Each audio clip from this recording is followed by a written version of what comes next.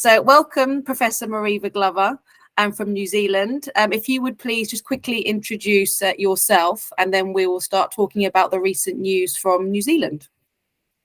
Thank you.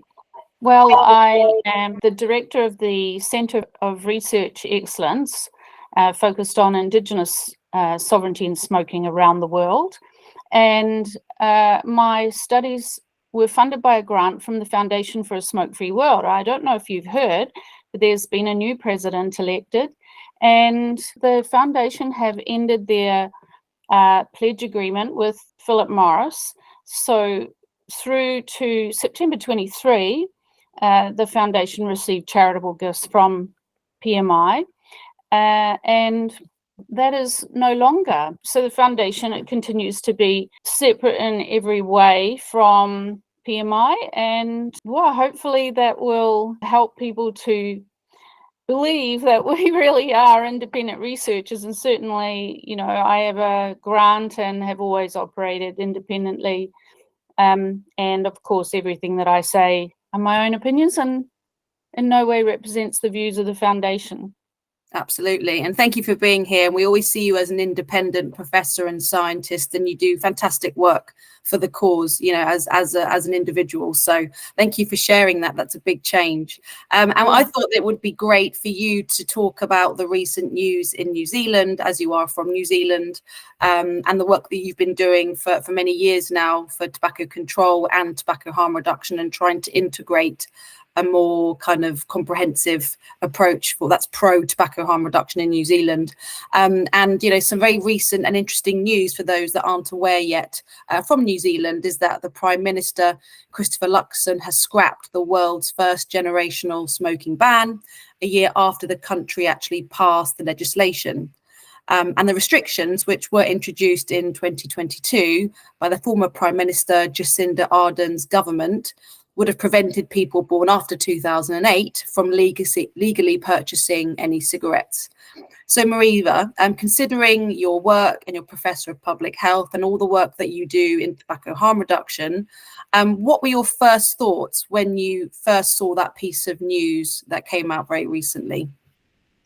I was surprised. I knew that if the government changed, they were going to have a big program of work, given what they had been promising during the electioneering period.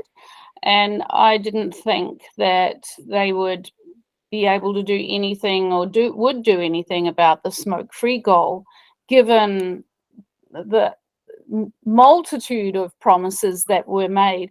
And then, of course, they had to form a coalition government. So it's the first time that we actually have three parties forming that coalition government. The minor coalition partners both had repeal of the smoke-free environments, that piece of legislation, on their list of promises. And one of them even getting in was a surprise. They weren't in last time. So it was a surprise. I think a lot of people were surprised. Yeah. And do you think this will benefit public health in both the short and the long term, or what are your thoughts on that? To start with, we had already been experiencing a more rapid decline in smoking prevalence than I had ever seen in my 30 years working in public health. And that was predicted to continue. And already 60% who are proportionally on the higher incomes were already at 5% or nearly at 5%. So it was 40% who were on the lower incomes, and they had some way to go, but they were definitely, you know, switching to vaping, in fact, disproportionately at a higher rate. And so the decline was on the way, and I don't expect that that was going to stop. However, the demand for illicit tobacco had increased a lot, and we were seeing widespread robberies of retailers. There was a lot of violent attacks on them, causing injury, which is also a public health issue, and one retailer was killed.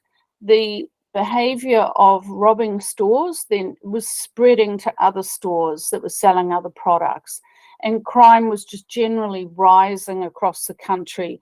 The call for a new government to do something about that was really huge, and it would be one of the factors in their, getting in.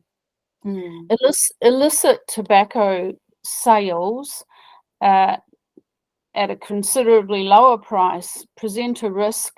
It could undermine the effect of New Zealand's very high tobacco taxation on legal cigarettes, and that could have helped to keep people smoking, and it presented a risk to youth uptake. In the proposed changes, the repeal of that law, but they also proposed to amend the vaping regulation law, and they want to legalise oral nicotine products. So I was surprised by that.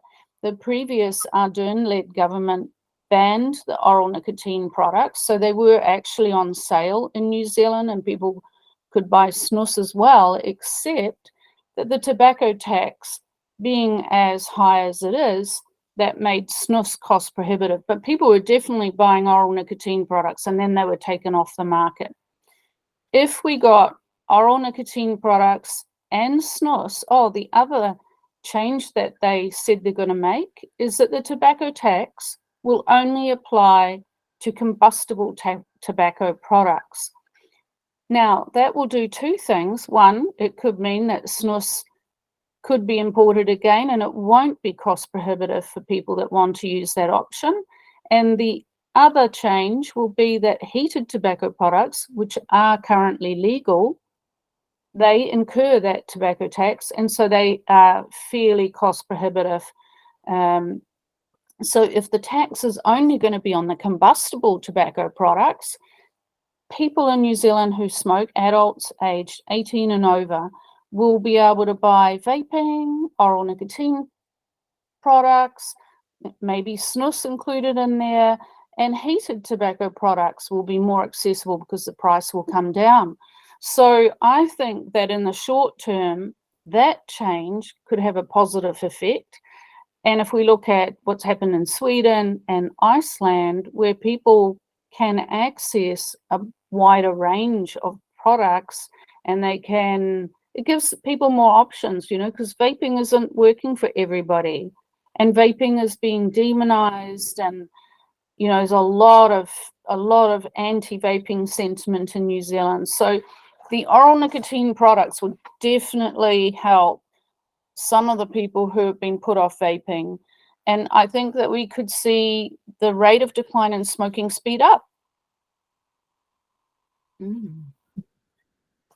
Yeah, I think everything you've said, it's very progressive, and it's very interesting what's happening. And I think you're right, it will allow consumers more choice to move away from cigarettes. But it's interesting, The Guardian in the UK, which, as you know, is a leading media outlet, they commented on the change in New Zealand and said, New Zealand's new government will scrap the country's world-leading law to ban smoking for future generations to help pay for tax cuts, a move that public health officials believe will cost thousands of lives and be catastrophic for the Maori communities. What would you have to say to that statement?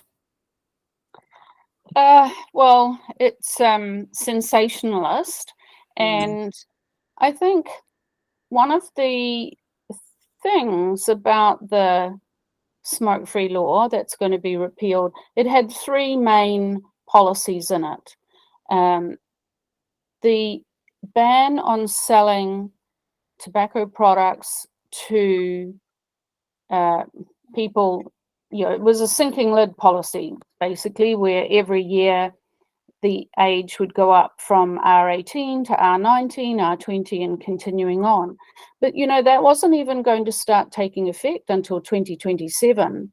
So by 2027, so few people in New Zealand will smoke. Smoking among minors or under 18-year-olds now is way below 5%. It's around like 1%. So that policy was kind of redundant anyway. The policy they had another policy, which was reducing the number of retailers who could sell combustible tobacco products, cigarettes, from about 6,000 now to only 599 is the final figure they've just announced, across the whole country, a country the size of Japan, a country the size, it reaches like right across Europe if you go from Italy up. That was massive and huge, and that would have limited access, especially for people in rural areas.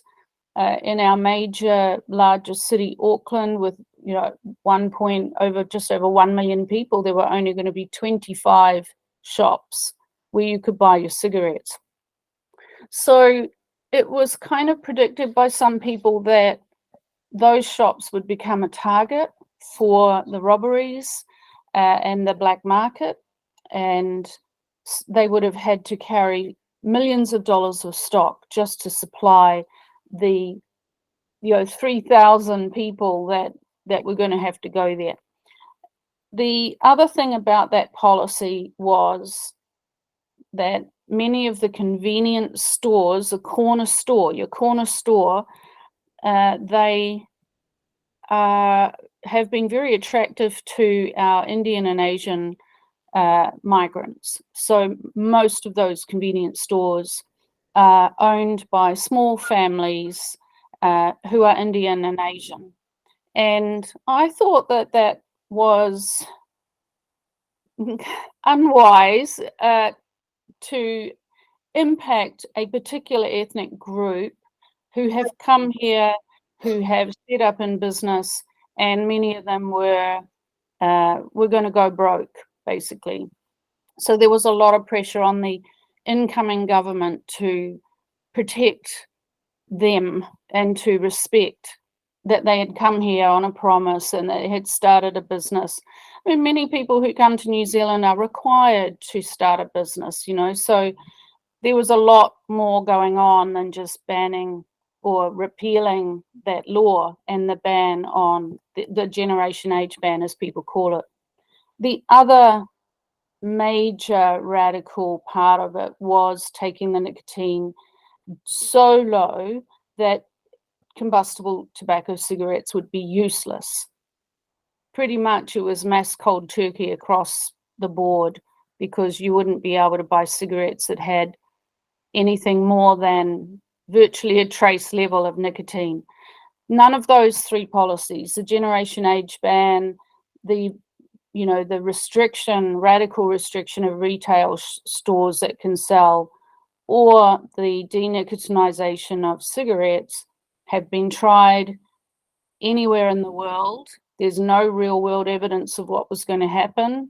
It was not evidence-based, and the research on those topics had suggested, especially with DNICs, and had suggested several negative consequences. So the incoming new government, they have several promises they've made. They want to go back to evidence-based policy. As a researcher, I've got to support that. That's great. They want to reduce crime. They want to do something about the cost of living crisis. They want to support small businesses. And there were several other things. New Zealand First, one of the coalition partners, they don't want the UN or its agencies, including therefore the World Health Organization, to be able to set domestic law. And the smoke-free law that's going to be repealed had written into the law that New Zealand had to follow the Framework Convention on Tobacco Control, had to follow what World Health Organization told it to do.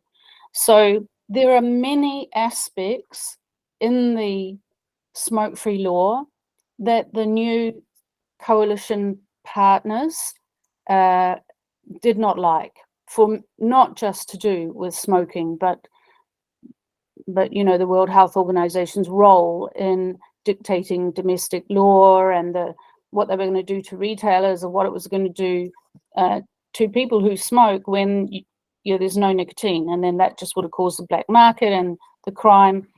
So I think that the focus on, they're going to stop doing this because they want people to smoke for the tax, I don't think that was necessarily it at all. And I looked at the interview with the new Minister of Finance, and she didn't say that. The reporter said it, and then they obviously made it the clickbait sensational news that it has become. However, the previous government, in passing that smoke-free law, and I think the government gets about $2 billion a year from tobacco taxes, and it's definitely on the decline and will continue to decline. I don't think that they should bank on the tobacco tax income. I'm not sure if they're actually going to increase the tobacco tax on combustible products. That might be one thing that they're planning to do. But already some people in New Zealand are saying, well, I'm going to quit, you're not having my tax money. So it's maybe a motivation for people to quit. Exactly. And just one final statement that I read in the news piece was that, Luxon said that his government would continue to lower smoking rates through education and other smoking policies. And that felt like more of a progressive statement. And education may give us an opportunity to correct any demonization, which is unfounded, and there isn't the evidence. Demonization of whole categories of alternative products. What are your last kind of thoughts on that statement, if you have any? Well, I think that is referring to the oral nicotine products being legalized, taking the very high tobacco tax, taking the tobacco tax off alternative substitutes such as the heated tobacco product and the oral nicotine products, and that's kind of a good commitment given what we see around in the US and other jurisdictions that are using alternative risk reduced products as a way to gain revenue by taxing them. And so the new New Zealand government is committed to not do that. So I think that's a good thing. Okay, thank you so much, Marewa.